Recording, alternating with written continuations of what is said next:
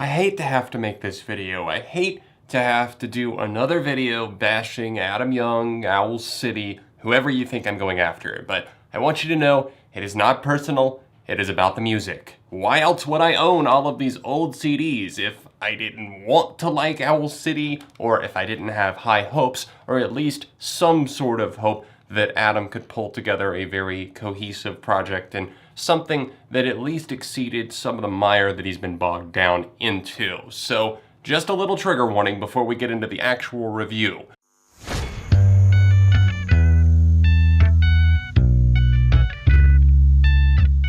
What's up everyone, John from ARTV. It's time for a review of album number 6, Cinematic by Owl City, the musical project of Adam Young. Now, I've been following Adam Young specifically since the MySpace days. I knew him from Port Blue, obviously Swimming with Dolphins, and Owl City, and I was a big fan. In fact, I still own copies of so many of those albums. I love Of June, Maybe I'm Dreaming. It was just music that in my high school days, as I discovered him early on in his career, it could transport me to a different place, and I love that. It's something that's so dreamy and so ethereal. It's an escapism in music, and I love that quality about it. No, the lyrics didn't always make sense, but I don't want them to. I'm one of those suckers that will go out on a limb and defend the hell out of everything really up through parts of the Midsummer Station. Now after that, Adam Young, you're on your own. I feel like the Midsummer Station was the album that drew a line in the sand and said, okay, this is where some fans are gonna start to fall off of the fence. If they've been divided, All Things Bright and Beautiful was different, but still gorgeous. Probably his best album in my opinion. But with the Midsummer Station, people started to truly fall off at that point. Even with the lead single Good Time with Carly Rae Jepsen being a success, I couldn't stand the song. I knew a lot of people who hated it as well. It was just very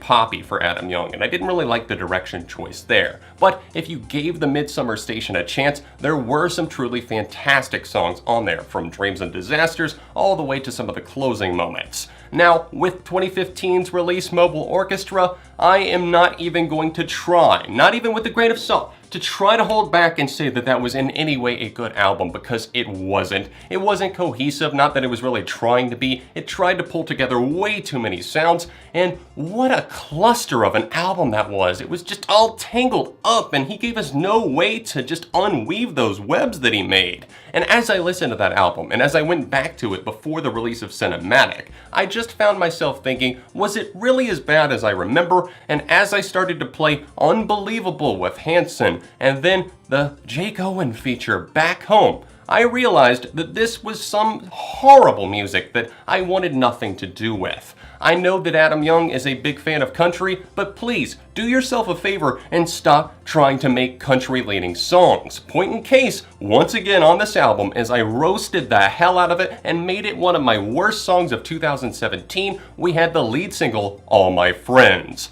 All My Friends is atrociousness and just a monstrosity in song form. This is something that is so abhorrently bad, and the way that it comes across, it tries to be endearing, but is so cheesy. It just face plants. It's like somebody going up to the high dive and then just smacking the board before they even take a jump. Now, as I roasted the hell out of this song over on Beyond ARTV in the form of a track review, the Hoot Owls, the fan base, really tried to sink their claws into me. But I don't care what you say, this song is a flaming pile of garbage, and nothing that you can say will make that not true. Well, all shucks, sorry to stick my fist right up that song, but there. I just did it. And the rest of this album, it doesn't really fare that much better. I will say this, it is inherently better than Mobile Orchestra, but it is an hour and 13 minutes long. Are you kidding me? An hour and 13 minutes, and the amount of variation here, it is not much. It's like wandering around a Dollar Tree that only carries like a few different items, and you're wondering,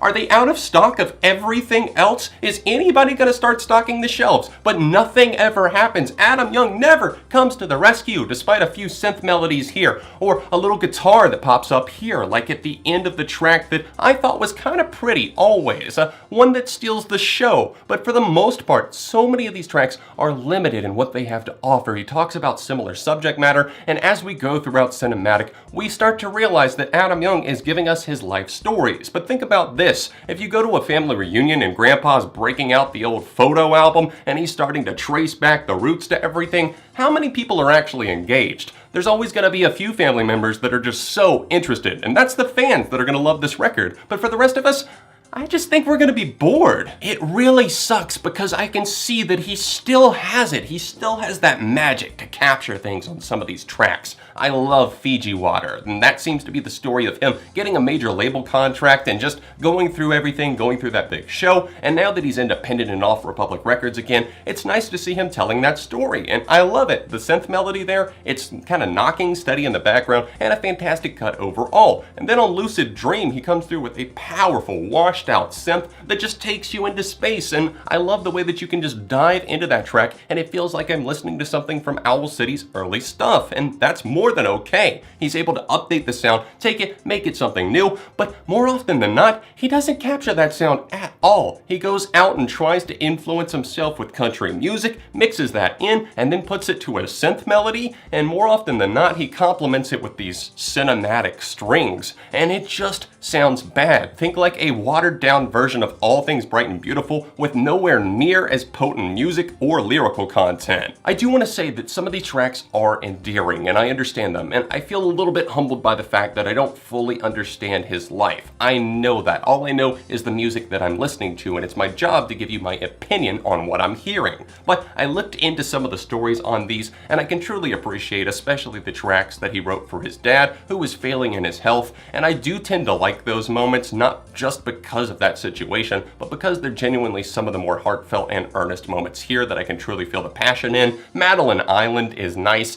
even though I don't really like the way that it builds up, and it just seems so cheery, and it's like, who is this happy? But he went on a vacation with his parents after taking so many years on the road. He finally was just like, let's go on a vacation like we were when I was a kid. You would take me out, so let's do that again, and they recreated the magic there. And then he's got a track, Not All Heroes Wear Capes. That was actually released a long time ago, not super long, but I believe on Father's Day of 2017. It's for his dad, and it talks about him being his hero, essentially. And even though it is a little bit weird knowing that he's in his 30s, and it sounds like maybe it was written by like a 10-year-old kid, I can understand that it's kind of a reflection of how he saw his dad when he was a kid, and I can appreciate that. The guitar on it isn't bad by any means, and I don't think this is a great cut, but still an endearing one, and always is really nice. Like I said in the intro to this video, I love that he's not jaded and he's able to retain his faith. He's one of the few musicians that I know that's been in the mainstream for a long period of time and has been able to cling to his faith and his Christianity, and he reflects that as he reaches out and tells his dad that everything's gonna be okay, angels will comfort him on the song Always. Anyways, getting back to the bleak and dismal corners of this album, we've got Firebird, something that is once again, as many of these tracks are about like starting off on a journey, and it just feels like a dad sitting down and it's like, okay, son or daughter, listen up, dad's got another story for you, and guess what? It's gonna be a driving one. We're in a car, we're in a truck, whatever it is, and it's like, damn,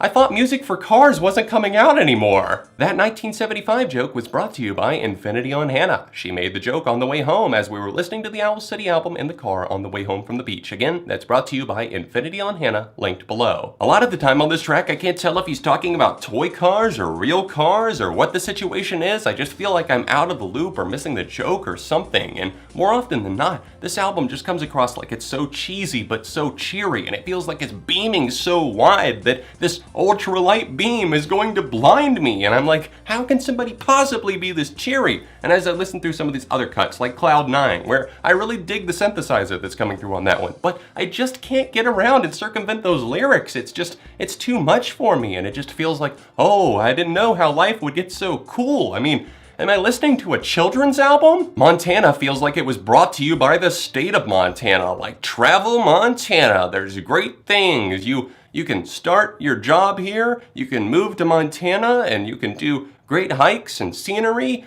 and you can work in a restaurant and work your way up, because this is the state of Montana, and we're big and wide and open, and you can do anything. As we continue through this album, we're subjected to other faux inspirational cuts like Winners Never Quit, which feels like as try-hard anthem-y as the title would imply, and then the title track, Cinematic, which has these really bad racing strings that try to tighten the urgency of the track, but it utterly fails, I would say. It doesn't really grab or shock at all. In fact, kind of the effect wears off and is already worn thin on all of the other tracks that he overused that on before this. But on Cinematic, he literally says a line about your two biggest critics sitting in the front row giving you 2 thumbs up, and he reuses that line. It's like the pre-chorus, and everything is just about as abysmal as that. And yeah, even though the title track technically closes out this album, we do have 3 alternate versions of songs that close out the record, the first of those being the reworked version of All My Friends, and it is undoubtedly better, but how much better could it possibly get if the first was just an abomination? And it is better. It's better. It's more synthy, it's more synth pop, it's more in line with his typical style, and it's not countrified, and we're not really getting as big of an aw shucks, and we don't get those horrible campfire church sing-along backing vocals on this one. It's a little bit more bearable, but it gets stuck in my head, and I just get so aggravated. I just want to look at the mirror and scream. Anyways guys, that sums up my thoughts on the new Owl City album Cinematic. We've been waiting a long time for this. I did not understand the rollout at all, considering we got the lead single in October, and then we were subjected to these reels, which for me just spoils the album, but he's independent now. I don't know why he went this route, but whatever he wants to do, I suppose. It's his own music. I only listened to 2 songs before it came out. That was Fiji Water and All My Friends, so I didn't know what the hell to expect. Though both of those songs are so vastly different from each other that I had no idea what was coming. And once again, it's a more cohesive mixed bag. It's like sounding kind of similar. It has similar synth territory, but it's not always that good of a thing because it feels very one-dimensional. That's my take on things, guys, but for me, this is getting a very light 2 out of 5, and I do think it is a slight step up from Mobile Orchestra. What do you guys think about the new album Cinematic? Sound off in the comment section down below. Please leave a like to outweigh all of those dislikes that are sure to come in from the Hoot Owls. Another thing you can do is subscribe to the channel so you don't miss out on my future uploads, closing in on 100,000 subscribers, and also please support me on Patreon at the top link down below, or else the annotation over in the corner of your screen. You can see another Owl City review here, another recent review here, and I will see you soon on ARTV.